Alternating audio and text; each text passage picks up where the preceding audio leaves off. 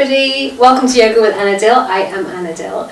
Thank you for joining me today for our yoga tutorial for Warrior 3, Virabhadrasana 3. So this is the third in the series that we've been looking at, the first being Warrior 1, which, if we follow the mythology behind the birth of these poses, was where the warrior, the mythical warrior, broke ground and rose on up. So the hips were facing towards the direction that the warrior was travelling in and reached on up. So you can check out that video there for the preliminary pose in the series. The second warrior was when the warrior prepared for battle.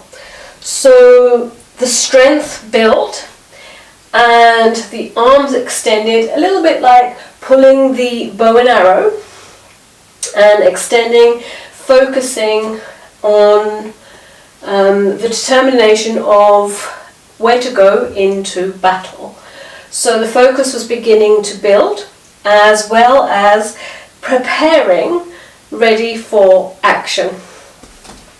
So you might think, why are we doing battle in a peaceful art? This is metaphorical for doing battle with the ego. So in this final posture, Warrior 3, we move from Warrior 1 through Warrior 2 into Warrior 3.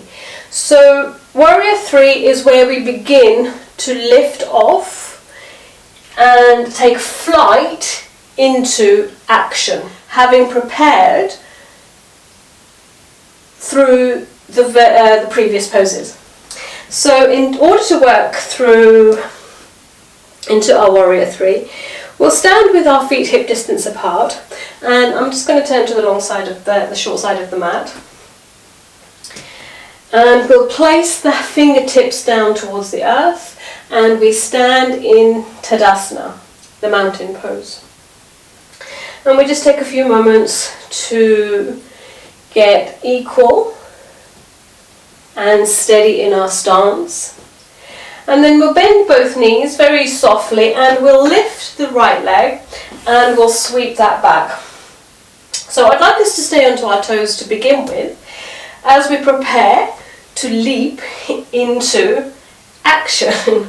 So with our back toes, our right toes now heading back, you can play with whether you want to stay on the lower edges of your feet, of your toes, or if you want to, you can try picking up your foot and placing down onto your toenails. This takes more of the weight into your front leg.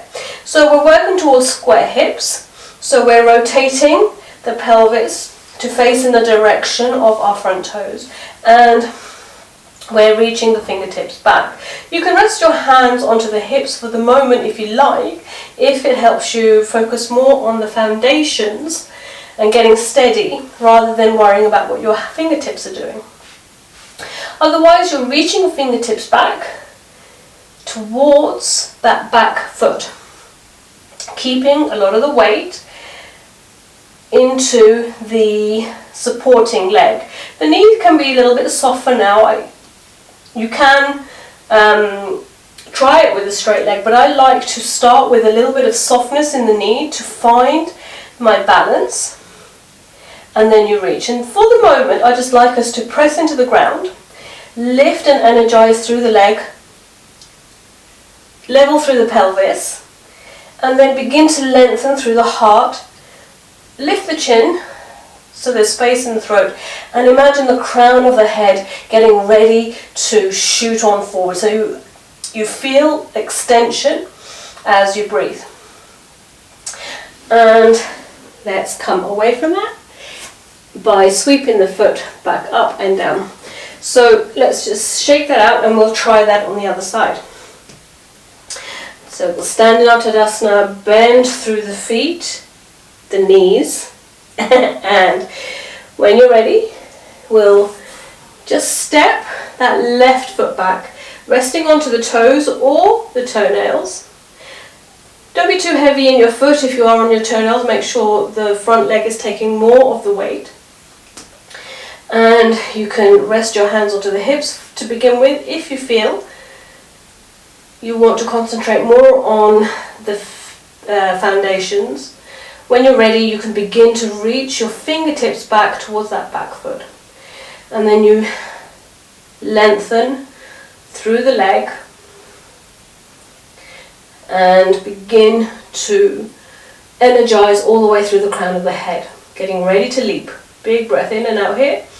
And your gaze can drop onto the earth. Your drishti point, your meditation point, is facing down towards the earth in front of you, not directly down in front of you, keeping space in the chin and throat.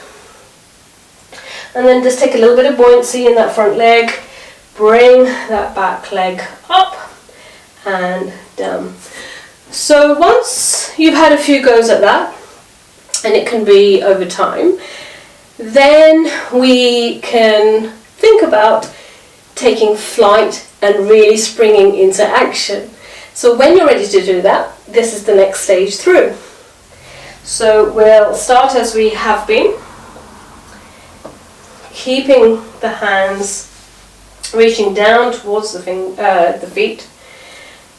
Take a little buoyancy in the knees, and as you breathe, reach that foot out. Now you can explore staying here for a while, and if and whenever you feel ready, you can begin to lift that back foot. And it may only be a little ways to begin with, and you still energize away with the foot up to through the crown of the head, shooting forward. And here you breathe. And in time, you can begin to tilt through the hips, keeping them square down towards the earth, keeping your hands either on hips or reaching back towards the foot as you lean. Now the back of the neck is long, so it's the crown of the head that's springing forward as you leap into action here. And the textbook alignment is the head, the heart, the hips and the foot are all in line along with the hands. To come out of this, you bend through the knee and you can place the back foot down and rise on up, or you can work towards sweeping that knee all the way up and place it down. So we'll have a go on the other side with that one. Shaking it out, remembering if there's any pressure in the feet, you can roll through the toes as you do that. So let's do the left side together if you are following along today. In our mountain pose Tadasana, just take a few moments to get ready. Take your gaze out in front of you. And as you breathe in, be tall, and as you breathe out, just take a buoyancy in that right knee to step your left foot back, as you choose, on toes or on toenails. And you energize. You square through the pelvis, and you keep the core nice and strong as you keep reaching your fingertips back or resting onto your hips. And you cultivate a breath, you keep softness in the face, and in time, maybe you can explore lifting that back foot up. You keep squaring through the hips, tilt the pelvis, keep hugging the navel in towards the spine, the heart is nice and strong towards the back. The shoulders move back as your fingertips draw towards your back foot, and in time you reach. Now if you're away from that tabletop position with the head, heart, hips and feet in line, then wherever you are, you stay and you still breathe and you activate even if the foot is down, wherever you are. And you make your way out by placing the foot down, bending through that front knee, or sweeping it all the way up and through. So that's the second option. And again, just please feel free to pause this video and work on either of those first two options. And you know, it doesn't matter how long you stay with these options before you feel you're ready to try anything else. There's no rush with these things, so please take your time and just explore. So easing out through the feet, we can then add on to what we have been doing in option 2 to shift the balance by moving the arms, sweeping them from facing the feet to over by our ears. So this shifts the balance while we're standing on our one supporting leg, and it takes a little bit more effort, a little bit more concentration. So let's try that one now. So with the feet ready, the legs all the way lifting through the crown of the head and just keeping length in the small of the back. Take a buoyancy, take a buoyant bounce in the knees and reach it back. Energize and activate the front of the body. Keep breathing for as many breaths as you like. And it's really important to make sure your feet are aligned to where you want to head, otherwise you will head off in a different direction. So just get your feet and toes nicely aligned. And then you may begin to reach, stay wherever it feels like it's your maximum extension for the moment.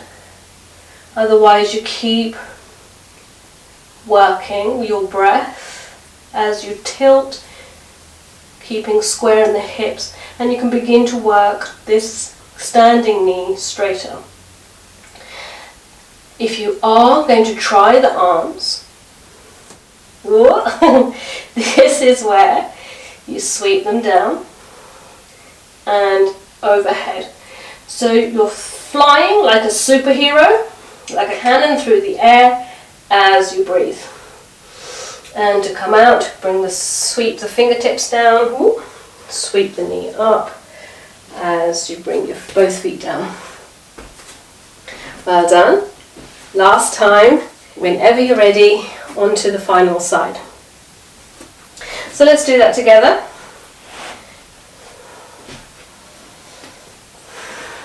So if your toes are very off-center, when you begin to lean, and I've exaggerated here for demonstration, your balance will tend to head in more of that direction than where you want it to go. So it pays off to take a little bit of time to just align in your Tadasana, your mountain pose.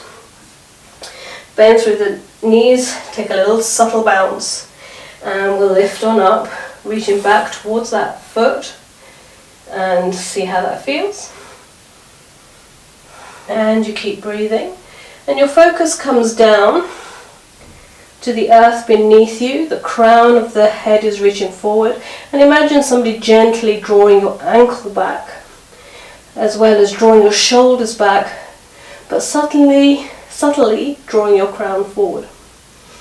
And then you can work towards straightening this leg, lifting that back leg and getting everything aligned, even if it's not horizontal, just aligned from the crown through to the hips to the foot.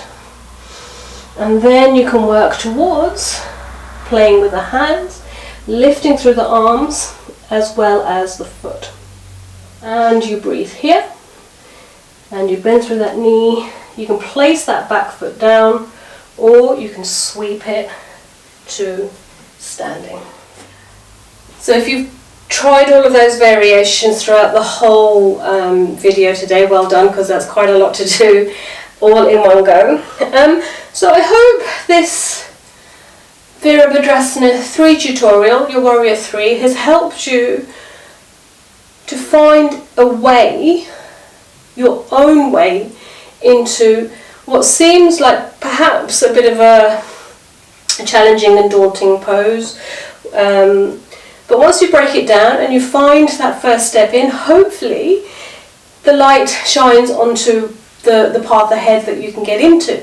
So if it has helped you, please do give this video a thumbs up, and if you'd like to see more tutorials and free flow classes, please do subscribe so you don't miss future videos. And I hope to see you again. Thank you for practicing with me.